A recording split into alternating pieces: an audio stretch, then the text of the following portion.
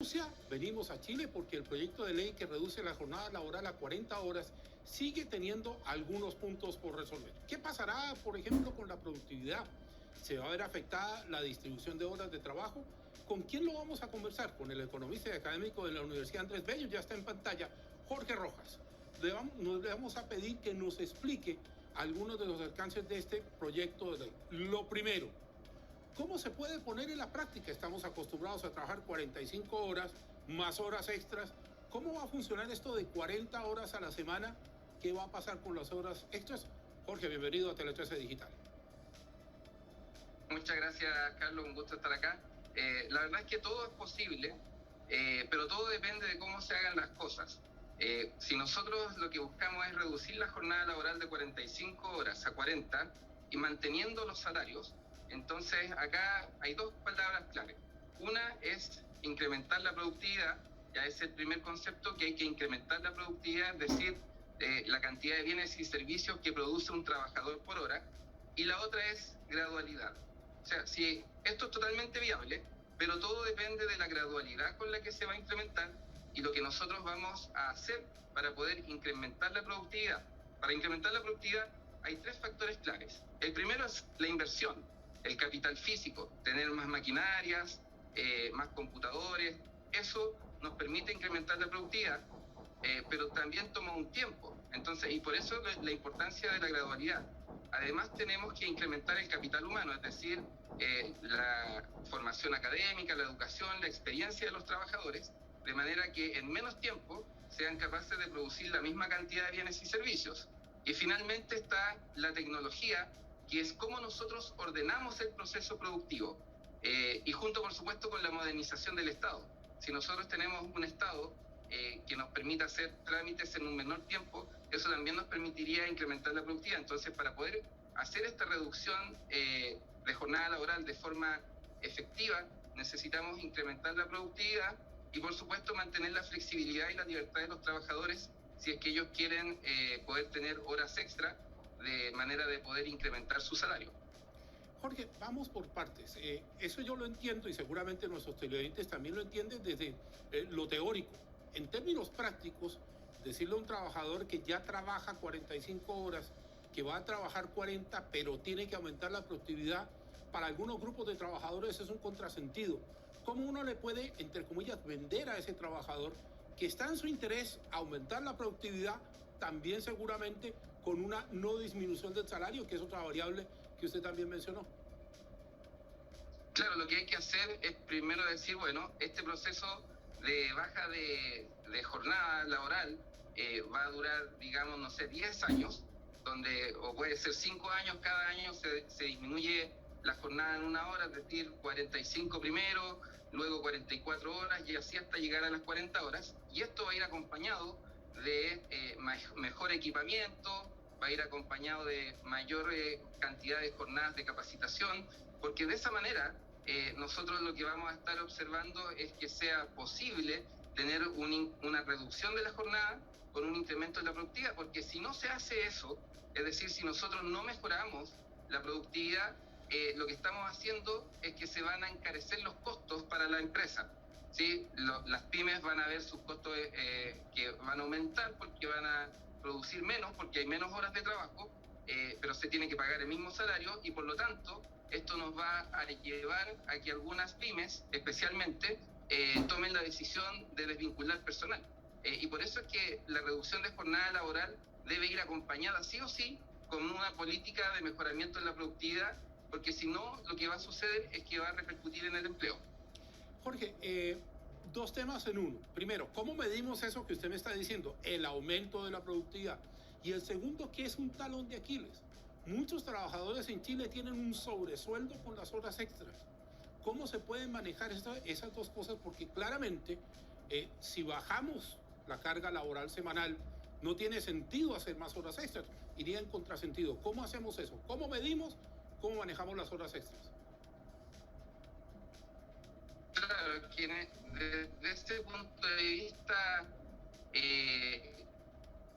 hay que dejar que los trabajadores decidan la verdad, que prefieran tener una jornada más de tiempo para poder compartir más con su familia, pero quizás hay trabajadores jóvenes que prefieren tener una mayor remuneración. Entonces ellos prefieren, digamos, tener una jornada laboral también reducida de 40 horas, pero poder hacer horas extra.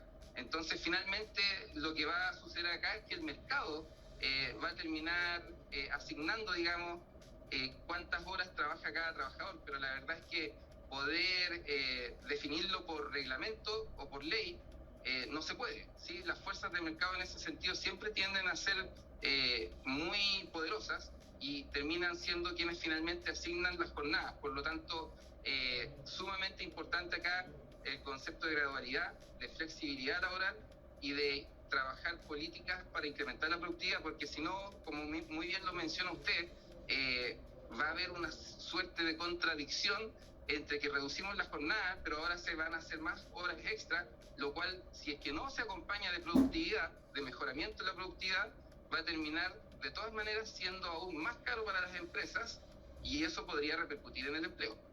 Jorge, hablando del frío y cruel mercado, porque el mercado es frío y cruel, ¿podría el mercado por sí mismo frustrar esta iniciativa? Es decir, ¿hasta qué punto el gobierno puede comprometerse para hacer algo que el mercado en una de esas no quiere? Lo que pasa es que si el gobierno o los parlamentarios, digamos, lo quieren hacer, lo van a poder hacer y se va a implementar. Lo que va a suceder desde el punto de vista de cómo funciona el mercado, aquellos que ofrecen trabajo, aquellos que buscan trabajo, es que va a aumentar el desempleo.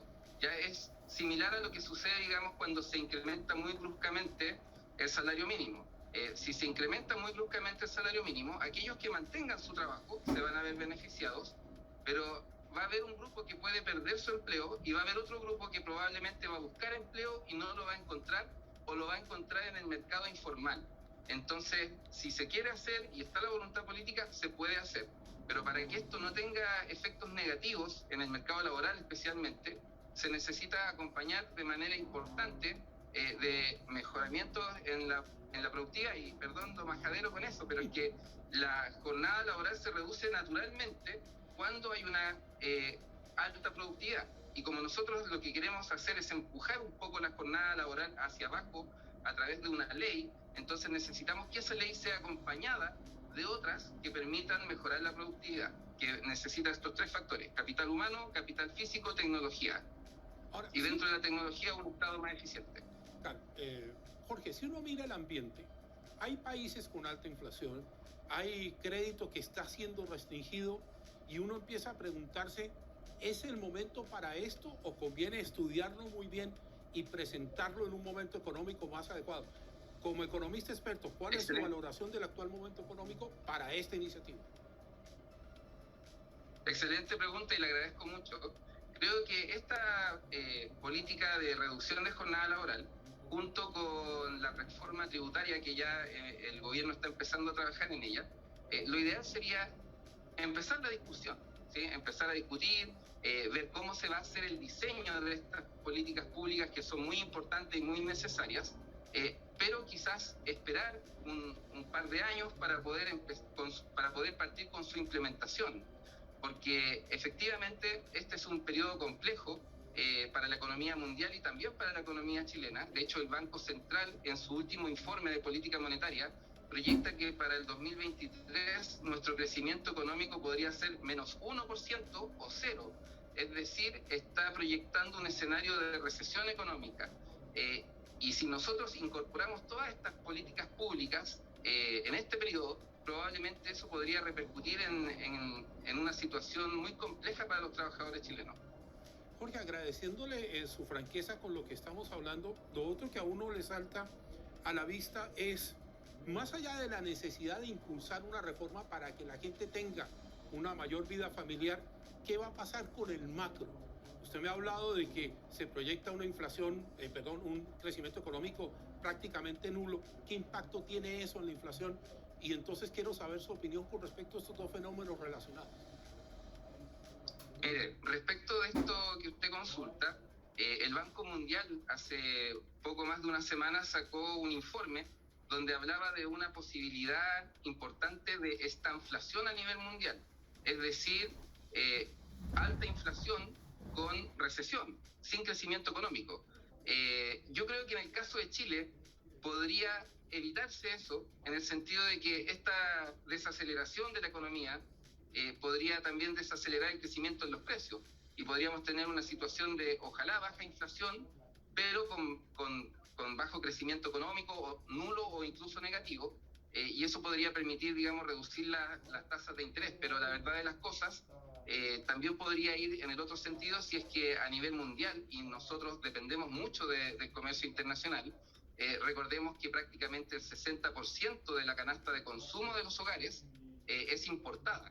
Entonces, si esta inflación extranjera se mantiene, podría también traspasarse, digamos, a la economía doméstica y eventualmente llegar a un fenómeno de estanflación, que es una situación muy compleja para los economistas, y bueno, para la sociedad en general, y nosotros como economistas es complejo, porque usualmente cuando queremos reactivar la economía, se bajan las tasas de interés, pero si tenemos una inflación alta, no podemos bajar la tasa de interés para estimular la inversión, el crédito, etcétera. Entonces es una situación de bastante complejidad si es que el escenario fuese la estanflación, que como les decía, el Banco Mundial ya emitió un informe sobre una creciente posibilidad de que el mundo avance en esa dirección. Bien, a Jorge Rojas, experto académico y economista de la Universidad Andrés Bello, le damos las gracias. Vamos a tener más diálogos de estos aquí en Tele 13 Digital. Jorge, buenos días. Muchas gracias, don Carlos, que esté muy bien. Gracias a Jorge Rojas y a lo que siempre vengo habitualmente, que es a comentar con ustedes